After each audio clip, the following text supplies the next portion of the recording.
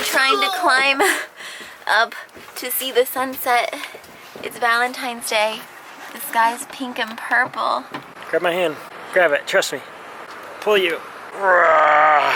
Get that. Wow. That's just what we needed. Sunset.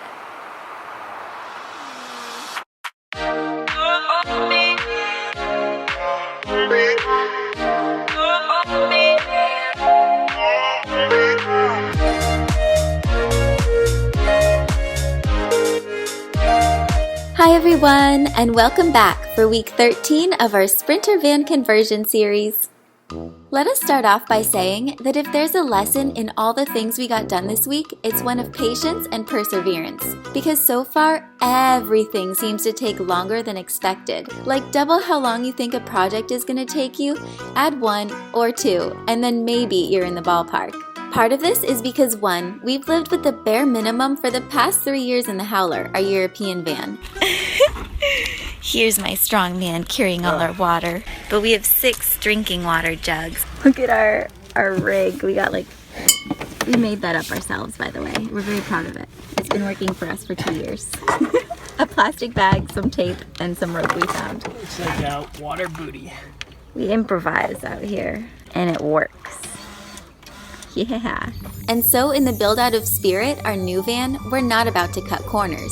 Hence last week's episode. Did you see our shower? You literally can sit in that thing. Yeah, I can bathe in this. 2, we've never converted a van / built a fully functioning home before. And so every day we're faced with some new task or challenge. This has been an overwhelming step. It seems never ending. Never ending. Okay. I will return to cutting now. And 3, Drew and I firmly believe in the idea that any job worth doing is worth doing right. And so things tend to take a bit more time and care. Oh, and did I mention that we now have a hard deadline? In less than a month, we have to leave this workshop and have everything done enough for our transition to San Diego, where we'll be completing our build using repurposed wood from our friends at San Diego Urban Timber for things like our countertops and cabinets. And so, with all that being said, here are a few of the many random projects we felt the pressure to cross off our list this week. We're moving right along with our whole van build project. Now it's time to button up plenty of miscellaneous odds and ends. This little dimmer switch is what I want to control the hallway lights. Because the van frame is narrow right here, I'm gonna have to build a little box. Alright, I've got my holes drilled. This was perfect to sit in the vise. Let's see, that's the dimmer switch. Oh yeah, and the USB, we got a fit. I'll just shove that in there a little more.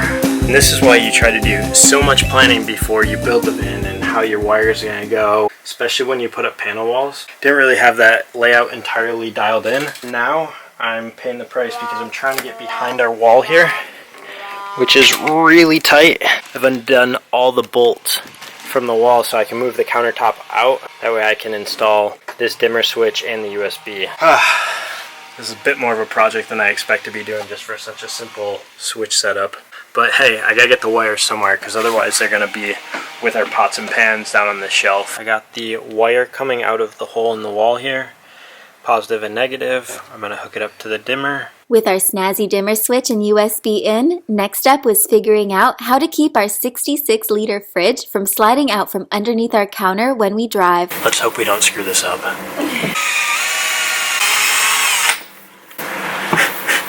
Let's see if it locks when it's all the way out. Oh man, it's in. It's been a lot of work trying to get this refrigerator lock in. I've had so many helpful ideas, and this is what I've come up with. It sits right in the very back of the tray and drops down into there. We wanted our fridge to lock in place when it's pulled out so we can grab snackages while driving, and of course for when it's pushed all the way under too. So right here we have our fridge in the locked and loaded position. Drew drilled a hole right through the sliding rail for our fridge, and this nifty little pin right here fits right in there. So this guy goes like this. With our fridge situation under control, along with our new DIY toilet paper holder and flip-down movie night desk, Drew and I were both ready to move on to our biggest projects of the week. My focus being in the realm of interior decorating, and Drew's was all about the wonderful world of plumbing. Working on some plumbing action. Just took the hole saw, an 1 3/4 and just stuck a hole right through the van there. I got some ideas of how I'm going to connect the outflowing water to our gray tank. The hole I just put into the van for our drainage from our sink coming down. This is the gray tank. I'm hooking the plumbing in here so that fills from the top with a slight angle on the plumbing pipe. Then, for the sake of clarity and understanding, for me as well as for you, Drew went ahead and sketched a helpful diagram, and we filmed a little recap of exactly how our plumbing system works. But before we go there, let's cut to this exciting delivery first. It's time to open this box. Let's open it! I don't know if we're gonna understand what we see in here, but... Whoa. Whoa. Like the grains. This can get rid of all those bad microbes in our water. Bam. Bam! Bam. RV water filter store. You guys rock. Basically, these filters remove every kind of anything, like arsenic, lead, any kind of metals, particles that might get in there, everything. So we're gonna be drinking basically Evian, but better because it won't come in a plastic bottle. Yes. Now let's try and understand how this all comes together. But one more thing you need to know is that sadly our golden scalloped sink is no more. Whoa, that thing's big.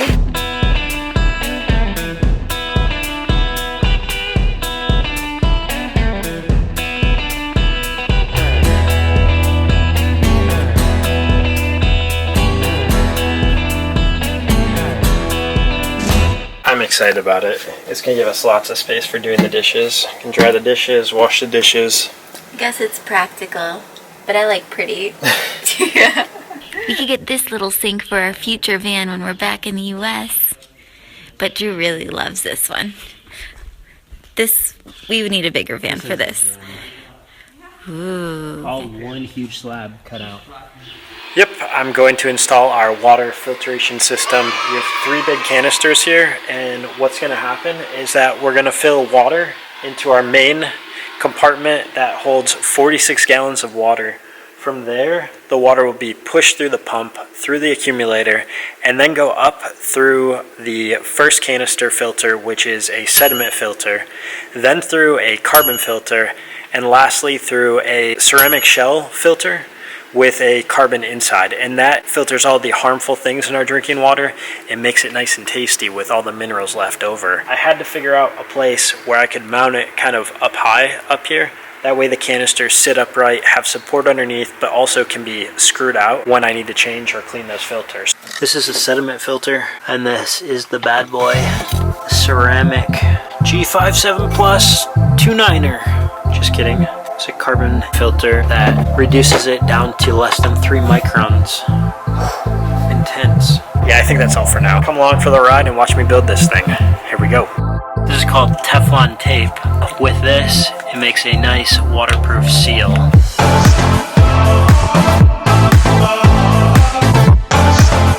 Here's my rig. It sits right on top. Boom.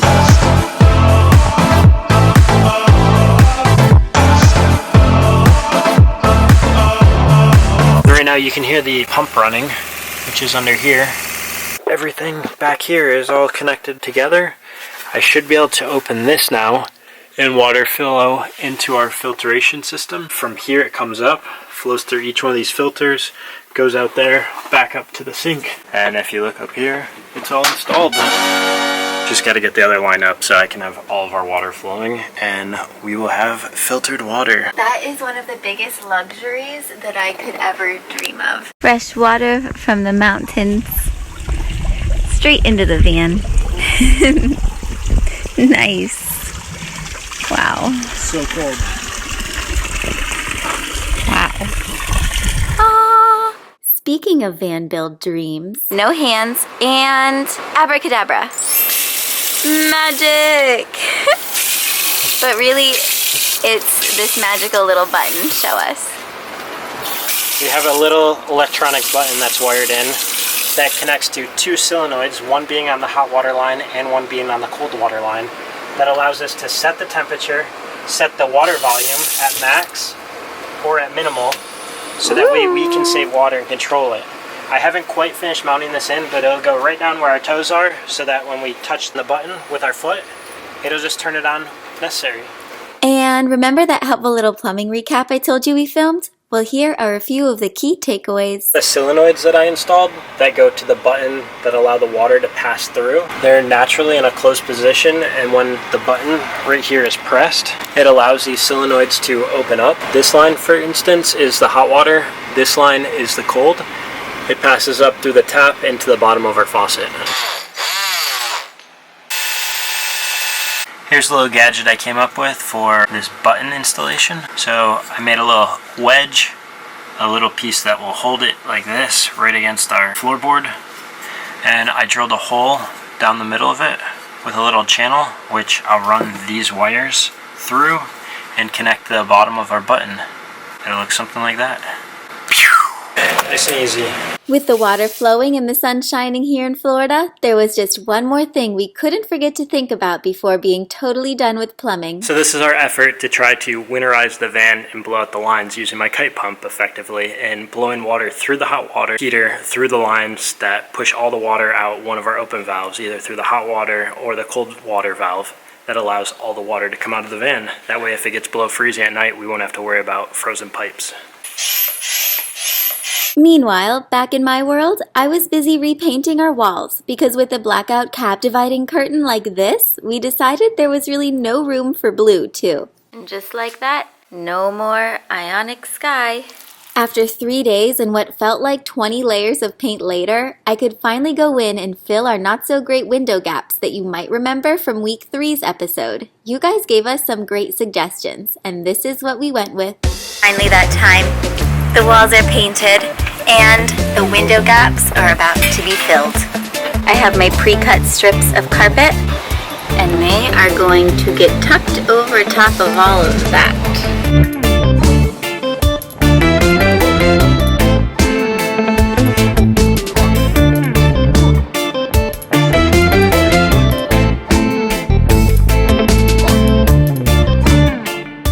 Alright, so these two in the back are done. They're just drying. I've placed some wood beams on them to hold them down so they dry flat.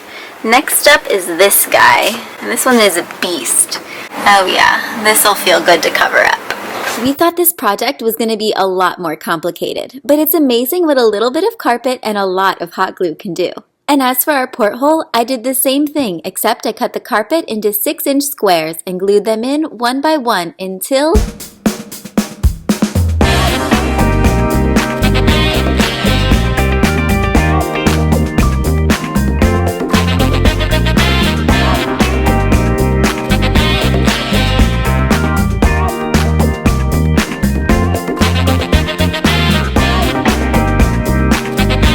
The night is no longer young. We are the only ones around. Saturday night at the workshop. Night spirit. Time for us to go to bed. We got a lot of treatments done today. You got pampered. You lucky little van, you. And that's a wrap for this doozy of a week. With just a few more big projects left to tackle before heading west, we're starting to see the light at the end of the tunnel. So if you haven't yet, we invite you to like this video and subscribe so you can join us again next week and all the weeks after that for everything that this unpredictable journey has in store. And be sure to check out all the helpful links and details we included in the show notes for you below. Until next time, remember to breathe in deep, drink enough water, and never give up on your dreams.